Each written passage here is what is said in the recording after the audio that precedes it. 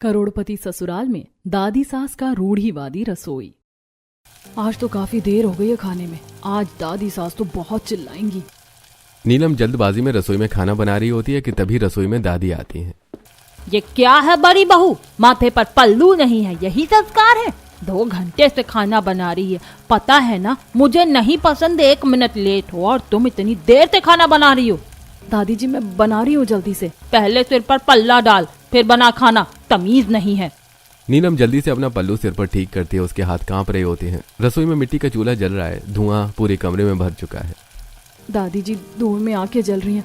अगर मैं गैस वाले चूल्हे पर बना लूं तो जल्दी भी हो जाएगा। गैस वाला चूल्हा? वो तो शहर की बिगड़ी औरतों के लिए है। हमारे घर की बहुएं चूल्हे पर ही खाना बनाएंगी, वही असली संस्कार है। इसके बाद नीलम खाना बनाने लगती है। घर में 2 रसोई थी, एक पूरी तरह मॉडर्न जिसमें चमचमाता फ्रिज, माइक्रोवेव, गैस स्टोव और चिमनी लगी थी। दूसरी रसोई गांव की तरह मिट्टी और गोबर से लिपी हुई, जहां लकड़ी का चूल्हा जलता था। मॉडर्न रसोई पर हमेशा ताला लगा रहता, उसकी चाबी सिर्फ तुलसी के पास रहती। अम्मा जी बच्चे बड़े हो गए हैं, थोड़ा तो जमाने के साथ चलना चाहिए। कमला ज्यादा जुबान मत चलाओ, मैंने इस घर को परंपराओं से संवारा है। करोड़पति होने से संस्कार नहीं बदल जाते। घर के आंगन को हर सुबह गोबर से लीपा जाता। 5 बजे से पहले ही सबको उठना होता। नीलम, निशा, सूरज निकलने से पहले स्नान हो जाना चाहिए, और याद रहे पल्लू सिर से गिरना नहीं चाहिए। दादी जी कल रात बहुत देर तक काम किया, थोड़ा आराम।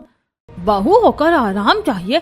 इस घर में बहू सेवा के लिए आती है, आराम के लिए नहीं। नीलम और कमला हमेशा पल्लू में रहती। फिर से पल्लू जरा सा भी खिसक जाए तो दादी की डांट पड़ती। एक दिन तारा किताब लेकर आंगन में बैठी थी। दादी कॉलेज का फॉर्म भरना है, मैं आगे पढ़ना चाहती हूँ। लड़कियों को ज्यादा पढ़ाई की जरूरत नहीं होती, घर संभालना सीखो, कल से तुम्हारी पढ़ाई बंद।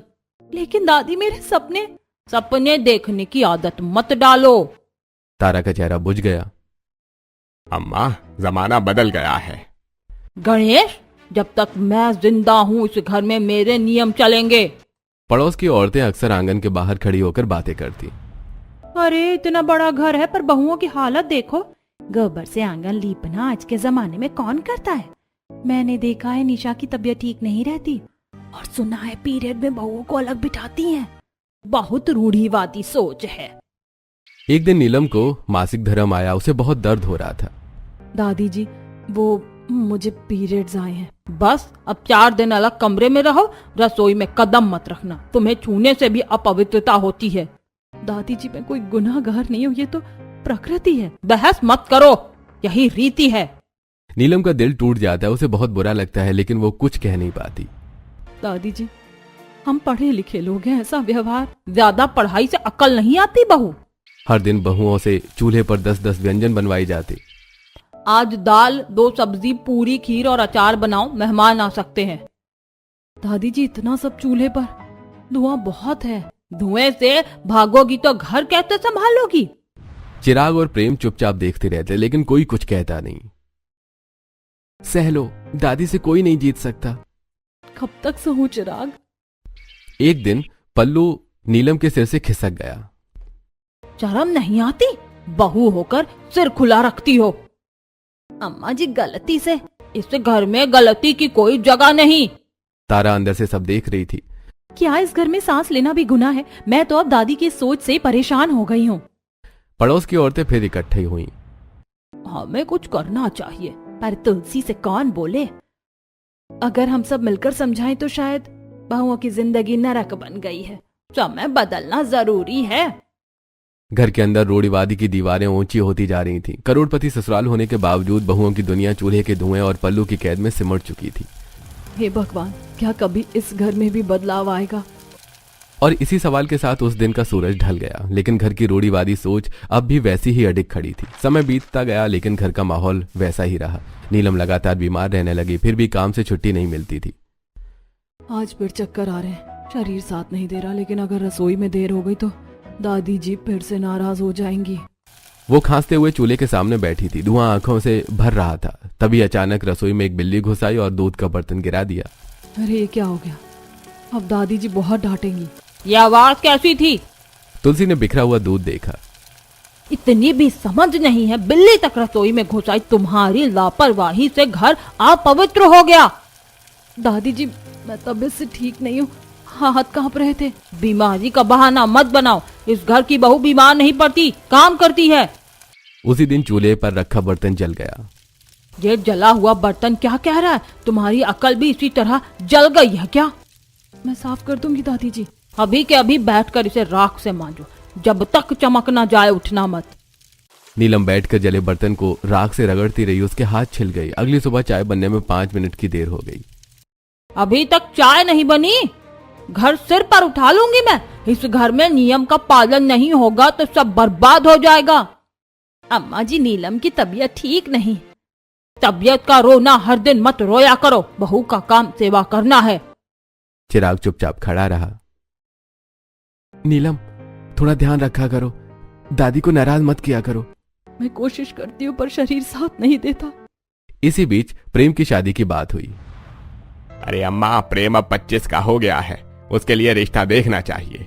हाँ, अब वक्त आ गया है, लेकिन बहू ऐसी चाहिए जो संस्कारों में ढली हो। कुछ दिनों बाद सब लोग लड़की देखने गए।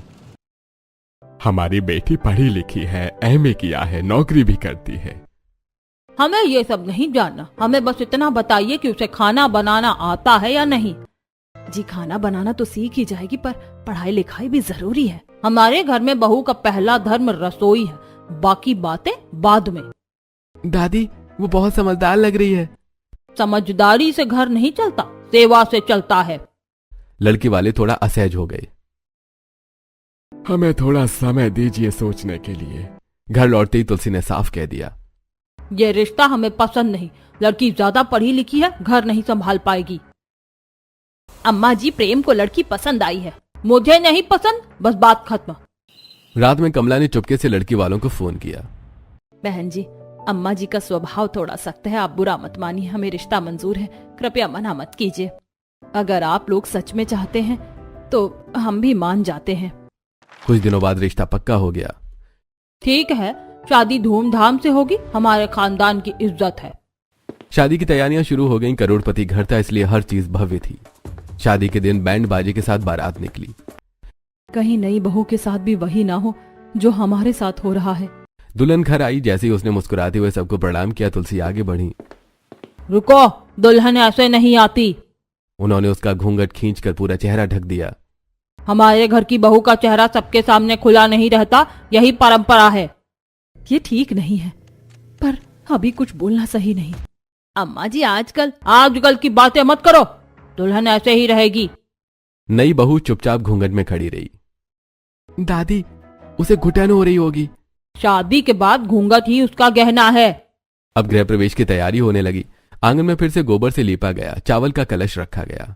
दुल्हन, पहले दहलीज पर दाहिना पैर रखो, फिर कलश को हल्के से गिराना और याद रहे सिर से पल्लू नीचे नहीं होना चाहिए। जी दादी जी, भगवान करे निशा के आने से कुछ बदल जाए। दुल्हन ने गृह प्रवेश किया। घर में शंख और घंटियों की आवाज गूंज उठी, लेकिन उस आवाज के पीछे एक अनकहा डर भी था। क्या इस घर में कभी बदलाव आएगा? अब मेरा घर फिर से संस्कारों से भर गया। और इसी तरह करोड़पति ससुराल में परंपराओं की जंजीरें एक और बहू के पैरों में डाल दी गईं।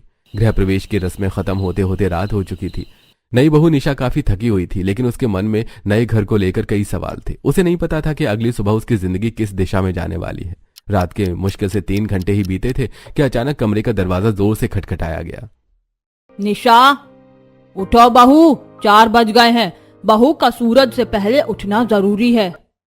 दादी जी, अभी तो बहुत अंधेरा है, कोई खास बात है क्या? आज तुम्हारा पहला दिन है इस घर में, गंगा स्नान के लिए चलना है। नई बहू का पवित्र होना जरूरी है, जल्दी तैयार हो जाओ।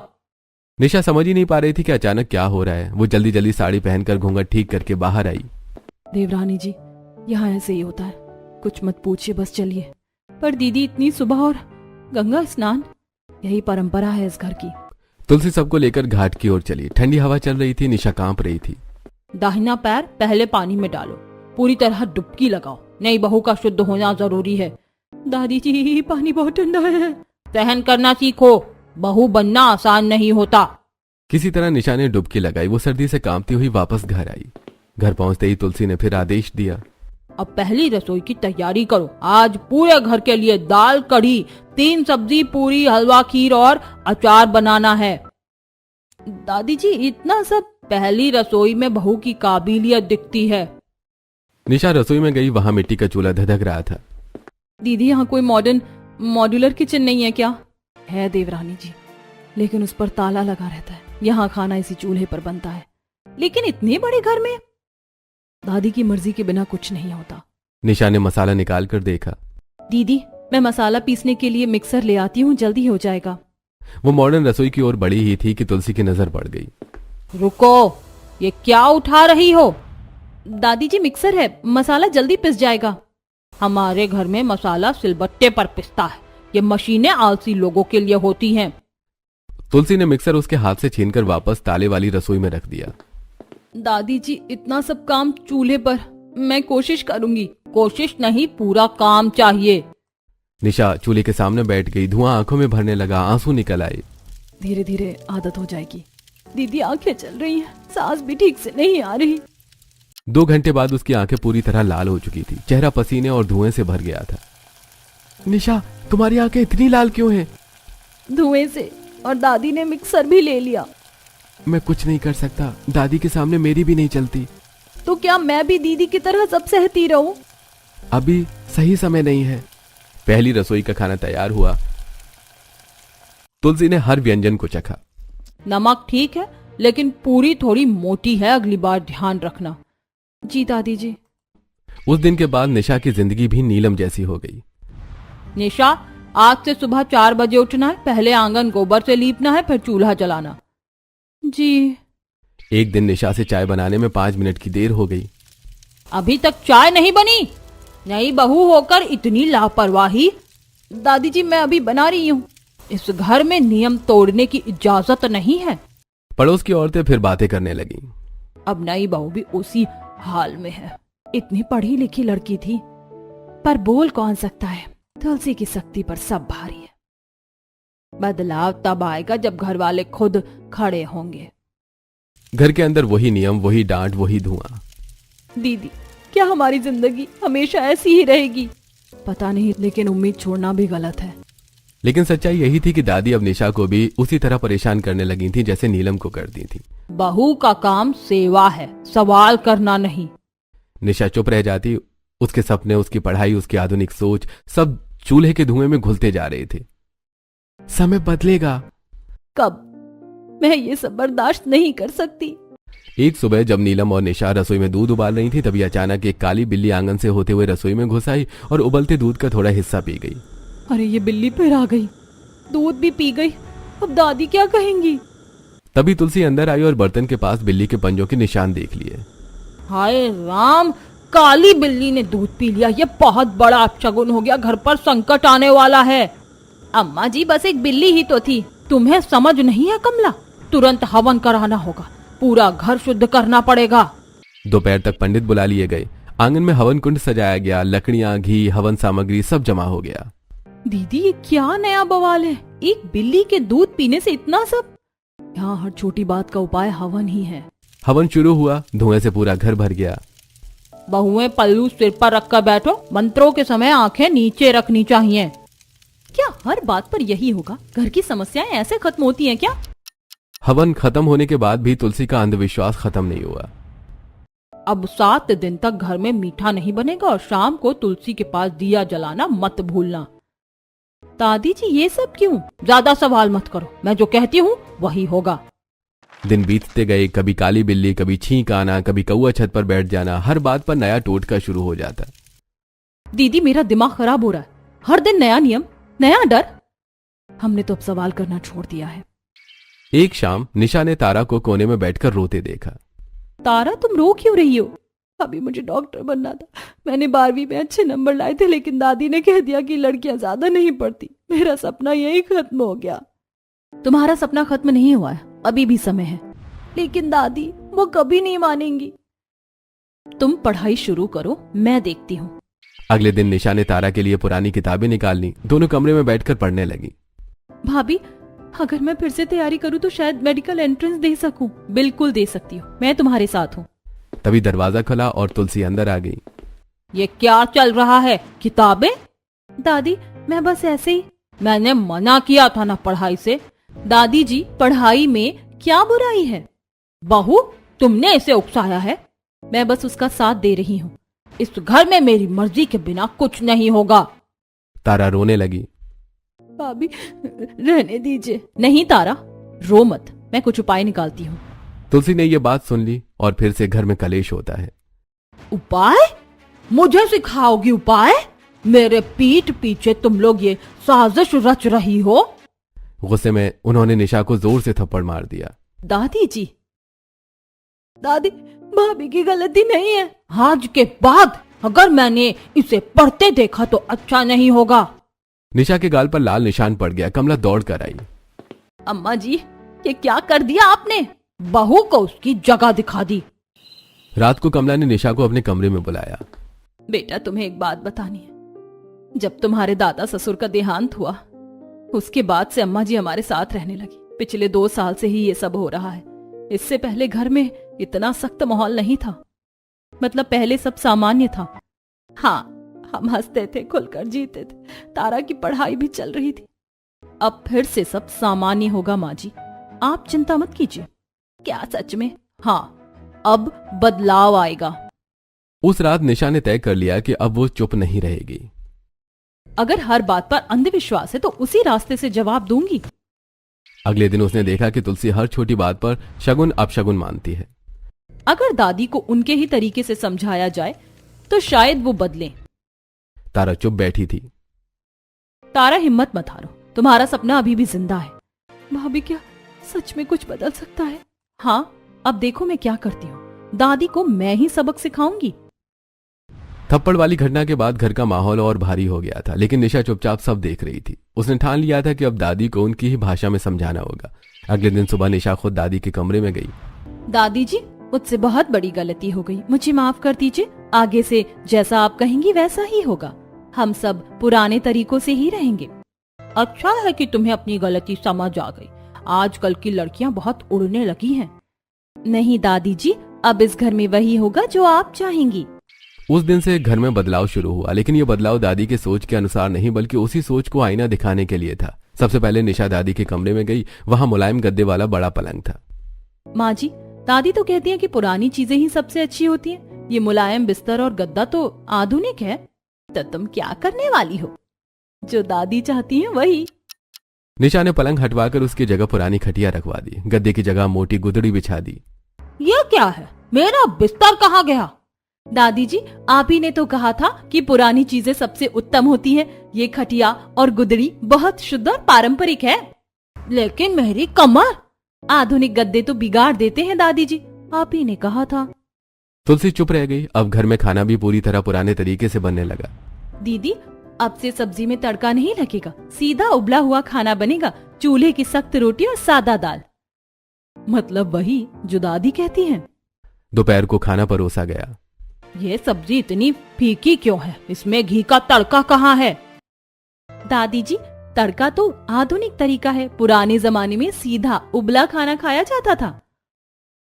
और ये रोटी इतनी कड़ी? चूल्हे की रोटी है दादी जी, बिल्कुल देसी। तुलसी के चेहरे पर असंतोष साफ दिख रहा था, लेकिन वो खुद के नियमों के खिलाफ कुछ बोल भी नहीं पा रही थी। कुछ दिन ऐसे ही बीत गए। दादी को न तो खटिया में आराम मिलता, न फीका खाना पसंद आता। कमला, ये गुदड़ी बहुत चुभती है। अम्मा जी, बहू तो वही कर रही है जो आप सिखाती हैं। एक दिन आंगन में चलते समय दादी का संतुलन बिगड़ गया और वो गिर पड़ी। अरे कोई है, मेरी टांग, बहुत दर्द हो रहा है। दादी जी संभलिए। अस्पताल चले क्या? अस्पताल? दादी जी तो कहती हैं कि हर बीमारी का इलाज जड़ी बूटी से होता है। नहीं, अस्पताल। दादी जी, आप ही ने तो कहा था कि आधुनिक इलाज शरीर को और बिगाड़ देता है। निशा ने हल्दी और सरसों के तेल का लेप बनाया और दादी के पैर पर लगाया। ये हल्दी तेल सब ठीक कर देगा। उसने पीपल के पत्ते बांध दिए। बहुत जलन हो रही है। दादी जी, यही तो देसी इलाज है। घर के बाकी लोग भी चुप थे। दादी, बहू सही कह रही हैं, आपने ही तो हमेशा यही सिखाया है। अस्पताल तो आधुनिक चीज है दादी। दर्द के कारण दादी बिस्तर से उठ भी नहीं पा रही थी। एक रात करवट लेते समय वो खटिया से फिसलकर नीचे गिर गईं।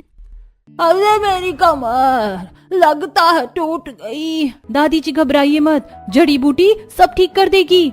मुझे अस्पताल ले चलो। नहीं दादी जी, आप ही ने तो कहा था कि औषधि और घरेलू नुस्खे ही असली इलाज हैं। तुलसी दर्द से रोने लगी। बहू मुझे माफ कर दो, ये दर्द सहा नहीं जा रहा। दादी जी, यही तो हम भी सहते आए हैं, धुएं का दर्द, सपनों का दर्द, अपमान का दर्द। कमरे में सन्नाटा छा गया। अम्मा जी अब समझिए, समय बदल गया है, मुझसे गलती हो गई। दादी के आंसू पहली बार पश्चाताप के थे। दादी, अगर मुझे पढ़ने दिया होता तो मैं ही आपका इलाज कर पाती। तारा बेटा। निशा ने सबकी ओर देखा। अब फैसला आपका है दादी जी, पुराने तरीके या नई सोच। दर्द से कराहती तुलसी पहली बार अपने ही नियमों के बोझ तले दब गई थी। मुझे अस्पताल ले चलो और अब से घर में वही होगा जो सबके लिए सही हो। दादी जी, हम आपको अस्पताल ले चलेंगे। गाड़ी निकालता हूँ। पहली बार घर की दहलीज पार करते हुए दादी को स्ट्रेचर पर ले जाया गया। वही दादी जो आधुनिक चीजों को अपवित्र कहती थी, अब अस्पताल की मशीनों और डॉक्टर्स पर निर्भर थी। देखिए, इनकी कमर में फ्रैक्चर है, तुरंत इलाज और आराम की जरूरत है। डॉक्टर साहब, मैं ठीक हो जाऊंगी ना? हाँ, लेकिन सही इलाज और दवा जरूरी है। अस्पताल में निशा और नीलम ने बारी बारी से दादी की सेवा की, दवाइयां दी, खाना खिलाया, रात भर जागकर उनकी देखभाल की। बहू, मैंने तुम लोगों को कितना कष्ट दिया, फिर भी तुम मेरी सेवा कर रही हो। दादी जी, घर के बड़े ही तो भगवान समान होते हैं, सेवा से ही घर बनता है, डर से नहीं। दादी चुपचाप सब सुनती नहीं। अब उन्हें समझ आने लगा था कि असली संस्कार क्या होते हैं। 2 हफ्तों के इलाज के बाद दादी घर लौटी, लेकिन इस बार उनके चेहरे पर कठोरता नहीं, नम्रता थी। मुझे तुम सबसे कुछ कहना है।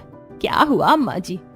मैंने अपनी जिद और रूढ़ियों में तुम सबकी जिंदगी मुश्किल कर दी, लेकिन जब मैं खुद दर्द में थी तब तुम सबने बिना शिकायत मेरी सेवा की। मुझे अब समझ आया है कि असली परंपरा प्यार और सम्मान है। घर में सन्नाटा छा गया। दादी, तारा बेटा, अगर अभी भी डॉक्टर बनना चाहती हो तो मैं खुद तुम्हारा फॉर्म भरवाऊंगी। सच दादी? हाँ, अब मैं तुम्हारे सपनों के रास्ते में नहीं आऊंगी। कुछ ही दिनों में तारा का कॉलेज में एडमिशन हो गया। अब हमारी तारा डॉक्टर बनेगी। हाँ, और दादी का इलाज भी वही करेगी। हाँ, अब मैं आधुनिक इलाज से नहीं डरूंगी। एक और बड़ा बदलाव होने वाला था। निशा ने मॉडर्न रसोई के ताले की चाबी दादी के सामने रखी। दादी जी, अब फैसला आपका है। ताला खोल दो बहू, ये घर अब बंद सोच में नहीं रहेगा। ताला खुला, मॉडर्न रसोई की चिमनी, गैस, मिक्सर सब चमक उठे। अब धुएं में आंखें नहीं जलेंगी और खाना भी समय पर बनेगा और तड़का भी लगेगा, क्योंकि स्वाद भी जरूरी है। सब हंस पड़े। अगले दिन दादी ने एक और घोषणा की। अब बहुओं को हर समय पल्लू रखने की जरूरत नहीं, संस्कार दिल में होते हैं, सिर पर नहीं। दादी जी, सच में? हाँ बहू, अब तुम सूट पहन सकती हो, आराम से रह सकती हो। आज पहली बार लग रहा है कि ये घर सच में हमारा है। नीलम और निशा ने हल्के रंग के सूट पहने बिना पल्लू के मुस्कुराते हुए रसोई में गईं। देखो कमला, मेरी बहुएं कितनी अच्छी लग रही हैं। हाँ अम्मा जी, अब घर में घुटन नहीं, खुशी है। पड़ोस की औरतें भी बदलाव देखकर हैरान थीं।